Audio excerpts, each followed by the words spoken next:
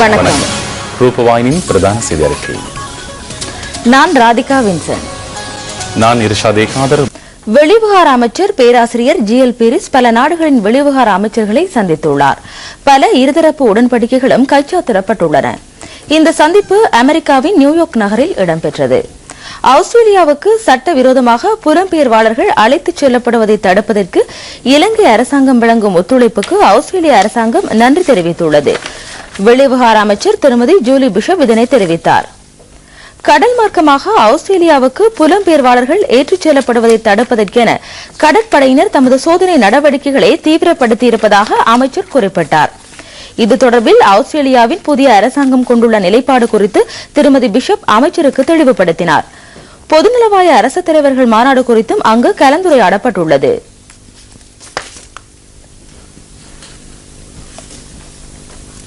ரஷ்ய வெளிவிவகார அமைச்சர் செர்கே லாவ்ரோவும் அமைச்சர் பேராசிரியர் ஜிஎல் பீரிஸும் வான்வெளியில் ஆயுதங்கள் வைத்திருப்பதை தடுப்பதற்கான உடன்படிக்கையில் கைச்சாத்திட்டனர். இரு நாடுகளுக்கும் இடையிலான பொருளாதார உறவுகளை விருத்தி செய்வது குறித்தும் அங்கு கவனம் செலுத்தப்பட்டது. பல தடவைகள் இலங்கைக்கு வழங்கிய ஆதரவுக்காக அமைச்சர் அங்கு ரஷ்ய அரசாங்கத்திற்கு நன்றி தெரிவித்தார். இரு நாடுகளுக்கும் இடையில் வியாபார கொடுக்கல் வாங்கல்களை வருடத்திற்கு $1 பில்லியன் வரை அதிகரிப்பது குறித்தும் கவனம் செலுத்தப்பட்டது. தொழில் வாய்ப்பு, இளம் சந்ததியினரின் நல்வாழ்வு, கல்வி சீரமைப்பு, தொழிற்பயிற்சி, சுகாதார வசதிகள் என்பவற்றை விருத்தி செய்வது குறித்து அணிசேரா நாடுகள் கவனம் செலுத்த வேண்டும் என்று அமைச்சர் ஜிஎல் பீரிஸ் அங்கு குறிப்பிட்டார். வெளிவிவகார அமைச்சர் சூடான் வெளிவிவகார அமைச்சர் அலி அகமது கர்சானையும் சந்தித்தார். இலங்கைக்கும் சூடானுக்கும் இடையில் பொருளாதார மற்றும் வர்த்தக உறவுகளை ஸ்திரப்படுத்துவது குறித்தும் நிபுணத்துவ அறிவை பகிர்ந்து கொள்வதன் முக்கியத்துவம் பற்றியும் அங்கு கவனம் செலுத்தப்பட்டது. தாதியர் பயிற்சிக்காகவும் சூடான் மாணவர்களுக்கு இலங்கையில் கல்வி வாய்ப்பை பெற்றுக் கொள்வதற்கும் சூடான் விரும்புவதாக அலி அகமது கர்சான் தெரிவித்தார்.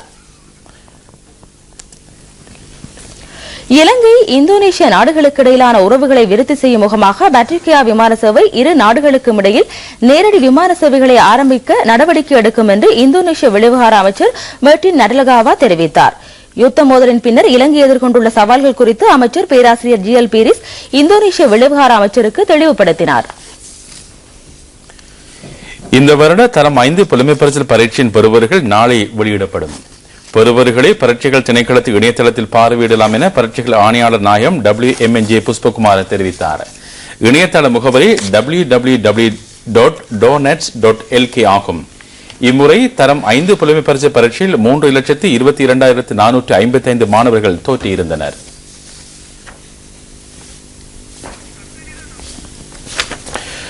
காலஞ்சென்ற வடமத்திய மாகாண முதலமைச்சர் பேட்டி பிரேமலா திசாநாயக்கின் இறுதிக்கிரைகள் இன்று மாலை அனுராதபுரம் வலிசிங்க அரிச்சந்திர மைதானத்தில் இடம்பெற்றது. அமைச்சர்கள், பாராளுமன்ற உறுப்பினர்கள் என பெரும் எண்ணிக்கையிலானோர் அவரின் புதவுடலுக்கு இறுதி அஞ்சலி செலுத்தினார்கள். கொழும்பு தனியார் வைத்தியசாலையில் சிகிச்சை பெற்றுக் கொண்டிருந்த பேட்டி பிரேமலா திசாநாயக்க சமீபத்தில் காலமானார். இவர் 1973ஆம் ஆண்டில் தனது அரசியல் பயணத்தை ஆரம்பித்தார். ஸ்ரீலங்கா சுதந்திர கட்சியின் மூத்த தலைவரும் வடமத்திய மாகாணத்தின் மக்கள் சேவகருமான பேட்டி பிரேமலால் திசாநாயக்கின் மறைவு கட்சிக்கும் அரசுக்கும் நாட்டிற்கும் பாரிய இழப்பு என்று ஜனாதிபதி மஹிந்த ராஜபக்ச தெரிவித்துள்ளார்.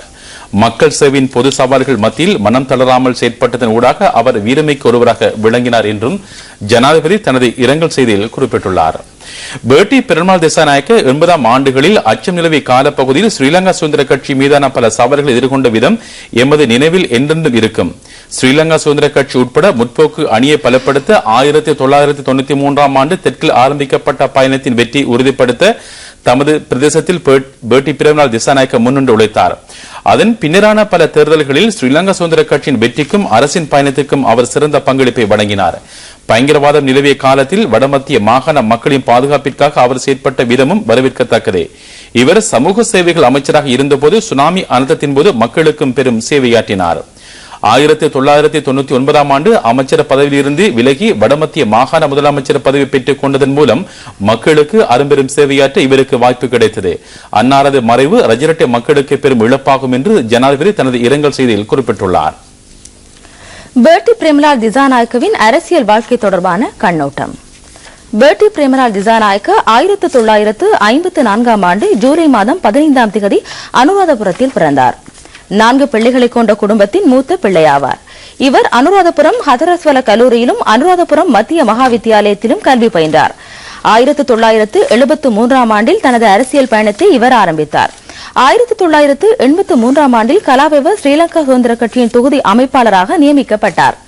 1989ஆம் ஆண்டு நடைபெற்ற பொதுத் தேர்தலில் வெற்றி பெற்று பாராளுமன்றத்திற்கு தெரிவான திசாநாயக்க 1994ஆம் ஆண்டில் நடைபெற்ற பொதுத் தேர்தலில் மீண்டும் பாராளுமன்றத்தில் பிரவேசித்து பிரதி அமைச்சராக நியமிக்கப்பட்டார். 1996ஆம் ஆண்டில் சமூக சேவை அமைச்சராக பதவி வகித்தார். 1999ஆம் ஆண்டில் வடமத்திய மாகாண முதலமைச்சராக நியமிக்கப்பட்ட இவர் 2012ஆம் ஆண்டு வரையில் அந்த பதவியை வகித்தார். 4 பிள்ளைகளை கொண்ட பேட்டி பிரேமலால் திசாநாயக்க தனது 59வது வயதில் காலமானார். அமைச்சர் துமிந்த திசாநாயக்க பேட்டி பிரேமலால் திசாநாயக்கவின் புதல்வராவார். பொதுநலவய மாநாடு இலங்கை நடைபெறுவதற்கு எதிராக ஏற்பட்ட மேலும் சில அமைப்புகளின் முயற்சிகள் தோல்வியடைந்துள்ளன. மனித உரிமை அமைப்புகள் சில இலங்கைக்கு எதிராக பொதுநலவய அமைச்சர் செயற்பாட்டு குழுவுக்கு சமர்ப்பித்த யோசனைகள் புறக்கணிக்கப்பட்டுள்ளன. பொதுநலவய மாநாடு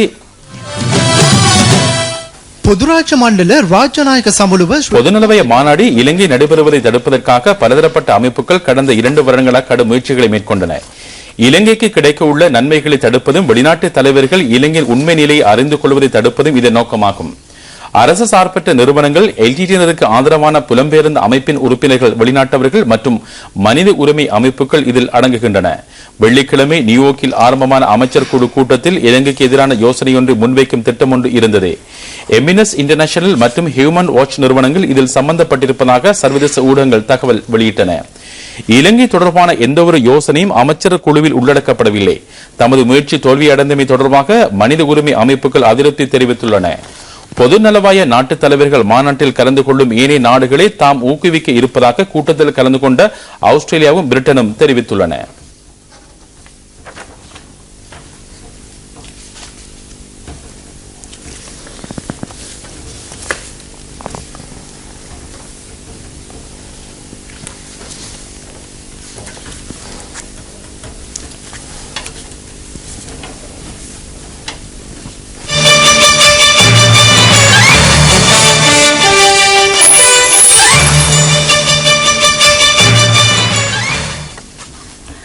வடமேல் வலயத்திற்குரிய காட்டு யானைகளை தப்புவ மற்றும் இங்கிரிமிட்டிய காடுகளுக்கு விரட்டும் நடவடிக்கை ஆரம்பிக்கப்பட்டுள்ளது.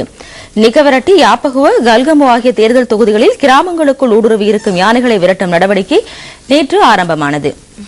கொபிகன, நிகர்வரட்டிய, சேனாநாயக்கபுர, கொட்டவெகர ஆகிய பிரதேச செயலக பிரிவுகளிலிருந்து 40 யானைகளை வெளியேற்றும் நடவடிக்கை மேற்கொள்ளப்பட்டுள்ளது. சிவில் பாதுகாப்பு படையினருக்கும் வனவிலங்கு உத்தியோகத்தர்களும் இந்த நடவடிக்கையில் ஈடுபட்டனர். ஆரம்ப நிகழ்வில் அமைச்சர் ஜான்ஸ்டன் பெர்னாண்டோ கலந்து கொண்டார். யானைகளின் தொல்லைகளை தடுப்பதற்காக இங்கிரிமிட்டியாவிலிருந்து இருதனியா வரை பாதுகாப்பு வேலி அமைக்கப்படும் என அமைச்சர் குறிப்பிட்டார். இதற்காக 12 கோடி ரூபாய் ஒதுக்கப்பட்டுள்ளது. நிர்மாண பணிகளையும் நிர்வகிப்பு பணிகளையும் சிவில் பாதுகாப்பு படையினர் மேற்கொள்வார்கள். நேற்றைய தினம் 18 யானைகளை ரஸ்நாயக்கபுர, ஒட்டுக்குளம் பிரதேசத்திற்கு அப்பால் உள்ள காட்டுக்கு எடுத்துச் செல்ல முடிந்ததாக நிகவரட்டிய வனவிலங்குகள் காரியாலயம் தெரிவித்துள்ளது.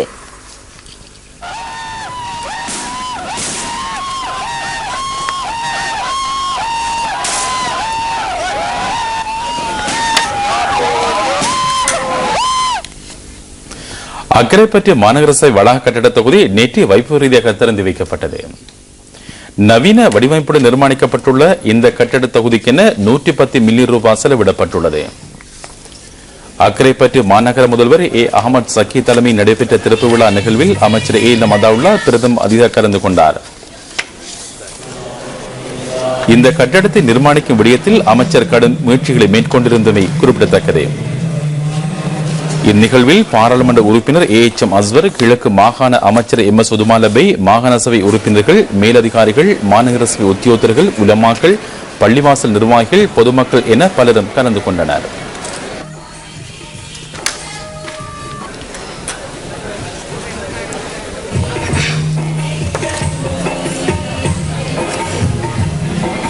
நாங்கள் சாதாரணமாக அப்பாவி மக்கள் என்று சொல்லுவோமே, அவ்வாறான என்னை அமானிதமாக முதல்வராக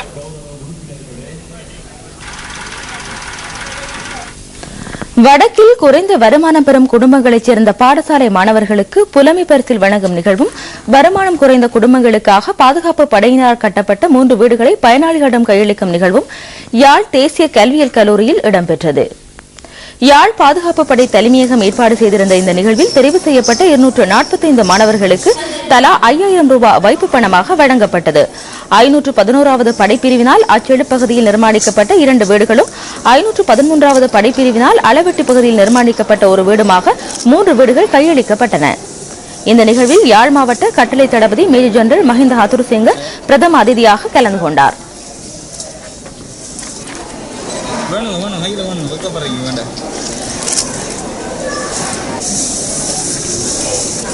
தேசிய குடிவரவு சுகாதார கொள்கை வெளியிடப்பட்டுள்ளது.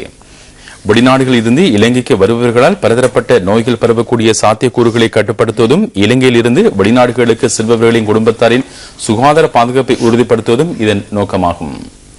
புதிய கொள்கை திட்டம் இன்று கொழும்பில் வெளியிடப்பட்டது. வருடாந்தம் சுமார் 30 லட்சம் பேர் இலங்கைக்கு வருகின்றனர். சுமார் 40,000 பேர் இலங்கையிலிருந்து வெளிநாடுகளுக்கு செல்கின்றனர். சிலர் நாட்டின் பல்வேறு இடங்களுக்கு தொழில் மற்றும் வர்த்தகங்களுக்காக செல்கின்றனர். இவர்கள் மூலம் தொற்று நோய்கள் பரவும் அபாயம் இருப்பதாக சுகாதார அமைச்சு தெரிவித்துள்ளது. இதனை கவனத்தில் கொண்டு தேசிய சுகாதார கொள்கை திட்டம் ஒன்றை தயாரிக்குமாறு அமைச்சர் மைத்திரிபால சிறிசேன சுகாதார அதிகாரிகளுக்கு பணிப்புரை வழங்கினார். வெளிநாடுகளில் இருந்து வருபவர்களுக்கு விசா வழங்குவதற்கு முன்னர் அவர்கள் தொடர்பான சுகாதார பரிசோதனைகளை கட்டாயப்படுத்துவதற்கான அமைச்சரவை அங்கீகாரமும் கிடைத்துள்ளது. இதன் மூலம் வேறு நாடுகளில் இருந்து இலங்கை வரக்கூடிய நோய்களை தடுக்க முடியும் என்று சுகாதார அமைச்சரின் செயலாளர் டாக்டர் நிஹால் ஜெயதிலக தெரிவித்துள்ளார். இலங்கைக்கு வெளிநாடுகளில் இருந்து வருபவர்களின் எண்ணிக்கையும் 1 கோடி வரை அதிகரிப்பது அரசின் இலக்காகும். இதன்போது தேசிய குடிவரவு சுகாதார கொள்கை திட்டம் பெரும் முக்கியத்துவமாக இருக்கும் என்று சுகாதார அமைச்சு தெரிவித்துள்ளது.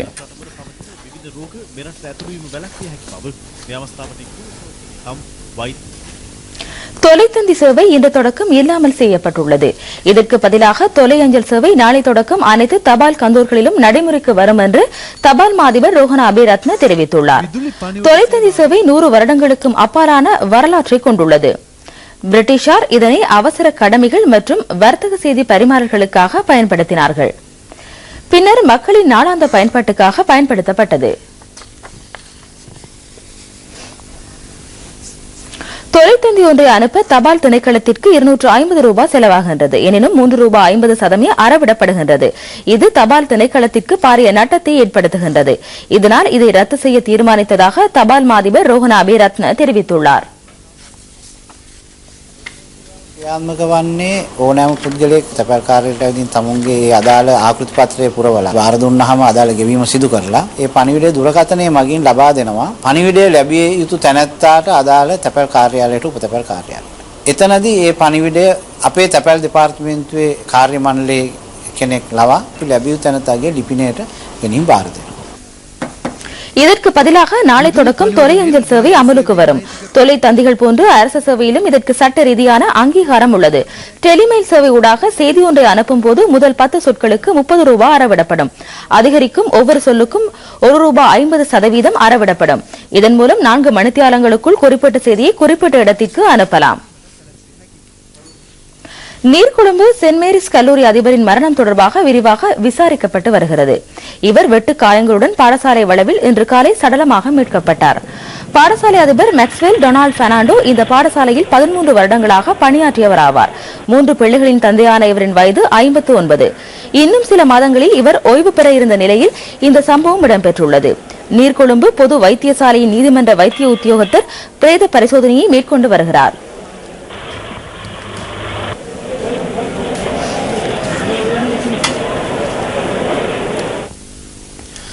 மத்திய மாகாண சபை தேர்தலில் நுவரெலியா மாவட்டத்தில் இலங்கை தொழிலாளர் காங்கிரஸ் சார்பில் போட்டியிட்டு வெற்றி பெற்ற உறுப்பினர்கள் கௌரவிக்கப்பட்டுள்ளனர். இந்நிகழ்வு நேற்று கொட்டக்கல ஸ்ரீ முத்துவிநாயகர் ஆலய கலாசார மண்டபத்தில் நடைபெற்றது. இதில் அமைச்சர் ஆறுமுகன் தொண்டமான், பிரதி அமைச்சர் முத்துசிவலிங்கம், மத்திய மாகாணத்தின் முன்னாள் கல்வி அமைச்சர் அனுசா சிவராஜா, இலங்கை தொழிலாளர் காங்கிரஸ் சார்பில் போட்டியிட்ட வேட்பாளர்களான M Ram, M Udayakumar, M Ramesh, A P Sakthivel, R Philip Kumar, Ganapathi Kanagaraj ஆகியோர் கலந்து கொண்டனர்.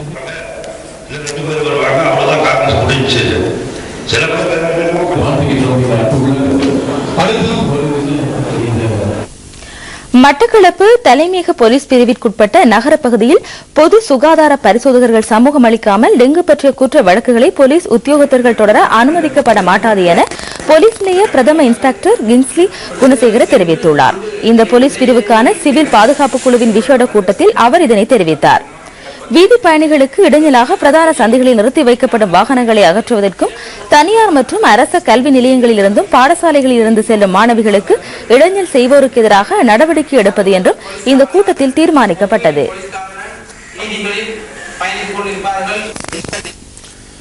கிண்ணியா பிரதேசத்தில் பல்வேறு அபிவிருத்தி திட்டங்கள் முன்னெடுக்கப்பட்டு வருகின்றன. தேசத்துக்கு மகனும் வேலை திட்டத்தின் கீழ் இதற்கென 92 மில்லியன் ரூபாய் ஒதுக்கப்பட்டுள்ளது. இதேவேளை இந்த அபிவிருத்தி தொடர்பான கூட்டம் பிரதேச செயலாளர் கிருஷ்ணேந்திரன் ஏற்பாட்டில் நடைபெற்றது. இதில் கிழக்கு மாகாண முதலமைச்சர் நஜீப் அப்துல் மஜீத், பாராளுமன்ற உறுப்பினர் MS தௌஃபிக், பிரதேச சபை உறுப்பினர்கள், நகரசபை உறுப்பினர்கள், பாதுகாப்பு உத்தியோகத்தர்கள் என பலரும் கலந்து கொண்டனர்.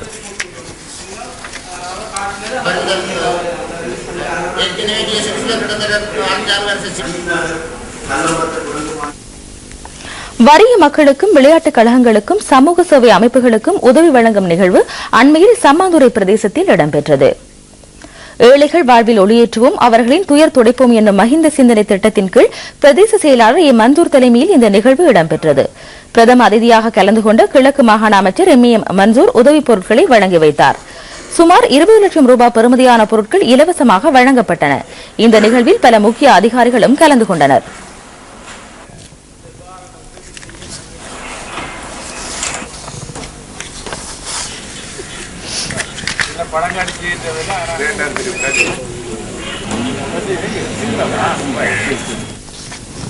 பாசிக்குடா பொலிஸ் நிலைய சந்தியில் இருந்து மீன்பிடி துறைமுக சந்தி வரையிலான பகுதி காபட் வீதியாக புனரமைக்கப்பட்டு வருகின்றது. நீண்ட காலமாக புனரமைக்கப்படாமல் இருந்த இந்த வீதி தற்போது மஹிந்த சிந்தனை வேலை திட்டத்தின் கீழ் 195 மில்லியன் ரூபாய் செலவில் புனரமைக்கப்பட்டு வருகின்றது. 2 கிலோமீட்டர் தூரமும் 7 மீட்டர் அகலமாக அமைக்கப்பட்டு வரும் இவ்வீதியின் இருமரங்கிலும் நடைபாதையும் வடிகான்களும் அமைக்கப்பட்டு வருகின்றன. இந்த வீதியை அண்டிய பகுதியில் பல முக்கிய அலுவலகங்கள் அமைந்துள்ளமை குறிப்பிடத்தக்கது.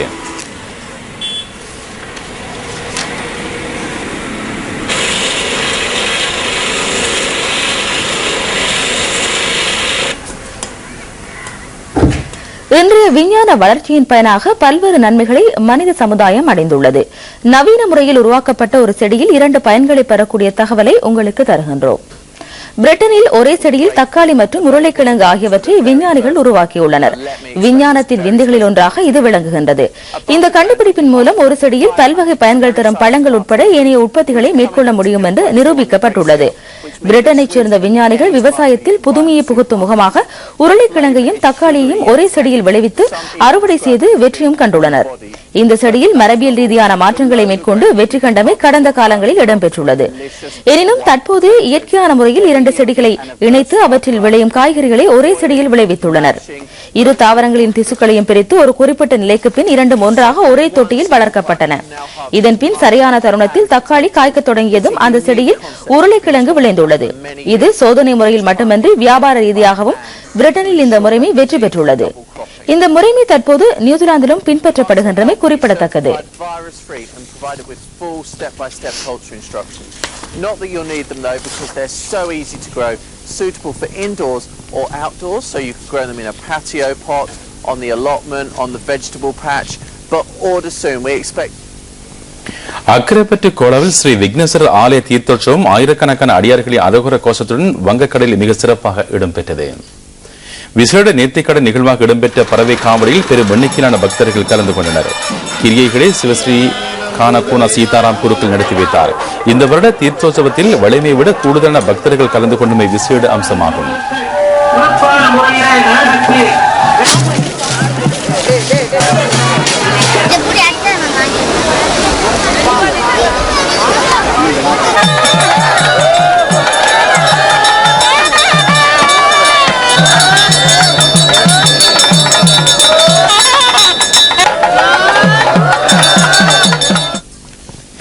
ஊடகவியலாளர் MC ரஸ்மின் எழுதிய போர்க்கால சிங்கள இலக்கியங்கள் ஒரு பன்மைத்துவ ஆய்வு என்ற நூலின் வெளியீட்டு விழா நேற்று மாலை தபால் தலைமையக கேட்போர் கூடத்தில் நடைபெற்றது. இலங்கையில் மோதல் இடம்பெற்ற காலப்பகுதியில் சிங்கள இலக்கியங்களில் அதன் தாக்கம் எவ்வாறு அமைந்திருந்தன என்பது பற்றிய விடயங்களை தமிழ் மொழி மூலம் விவரிப்பதாக இந்த நூல் அமைந்துள்ளது.